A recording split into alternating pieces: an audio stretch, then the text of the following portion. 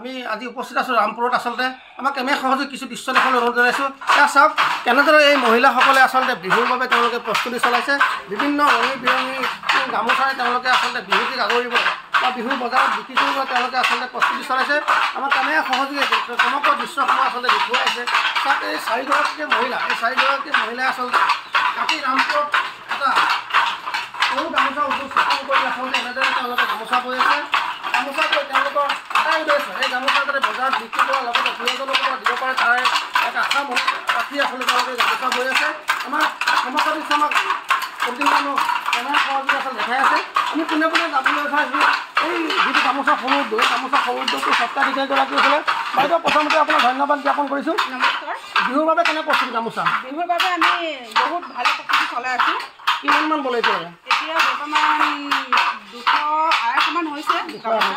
আৰু বিহুলৈ কিমান হ'ব? বিহুলৈ এতিয়া 300-400মান কৰিম বুলি ভাবিছোঁ।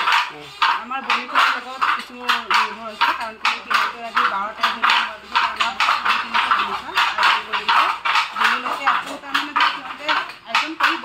সিহঁতে কৈছে যে আমি 300-350মান গামোচা আপোনাক ওলাই দিম। বাইদেউ এতিয়া গামোচা এনেকৈ সৰু উদ্যোগ স্থাপন কৰিবলৈ আচলতে আপুনি ক'ৰ পৰা অনুবাদিত হয়? কিবা শিকিছিল নেকি আপুনি? মই শিকিছিলোঁ, কোৱালিফিকেশ্যন মই 14 বছৰমান শিকি আহিছিলোঁ। 14 বছৰ শিকি মই ইয়াত নিজে নিৰ্দিষ্ট আয়োজন কৰিছিলোঁ। কেইগৰাকী মহিলা আছে? এতিয়া মই আগতে মই 10জনীমান শিকাইছিলোঁ, এতিয়া 4জনী মই শিকাই আছোঁ।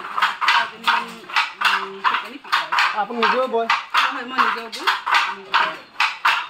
এইখন গামোচাৰ নাম কিমান হ'ব? বাইদেউ এইখন গামোচা গামোচাৰ দাম এতিয়া আমি 250 টকা বিক্ৰী কৰিছোঁ। 250 টকা বিক্ৰী কৰিছোঁ। 250 টকা বিক্ৰী কৰিছোঁ মাছাছত ঘূৰা সূতা। আৰু মাছাছত যদি মাছ নোহোৱা হয় তেতিয়াহ'লে মই 300 টকাত বিক্ৰী কৰোঁ। প্ৰতিখন গামোচা প্ৰতিখন দাম বেলেগ বেলেগ। হয় হয়, কাৰণ যদিহে ঘূৰা সূতা মাছাছত যদি ঘূৰা সূতা বওঁ তেতিয়া 250 টকা বিক্ৰী কৰোঁ। আৰু মাছাছত যদি মাছ নহওঁ তেতিয়া 300 টকাত বিক্ৰী কৰোঁ।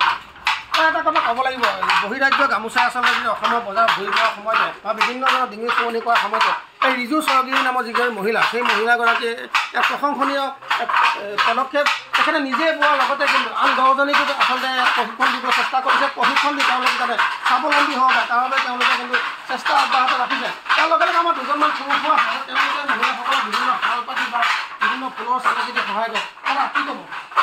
মানে আমি এতিয়া তেওঁলোকক এটা শিক্ষাৰ কাৰণে তেওঁ ঘৰতে যেতিয়া বনাইছে গোটেইখিনি শালপত্ৰ আনিছে, আমিও তেওঁলোকক শিকাবৰ কাৰণে অলপ কষ্ট কৰি তেওঁলোকক শিকাইছোঁ। শিকাই কৰি এতিয়া ধৰক 300 গামোচা হৈছেগৈ গোটেই।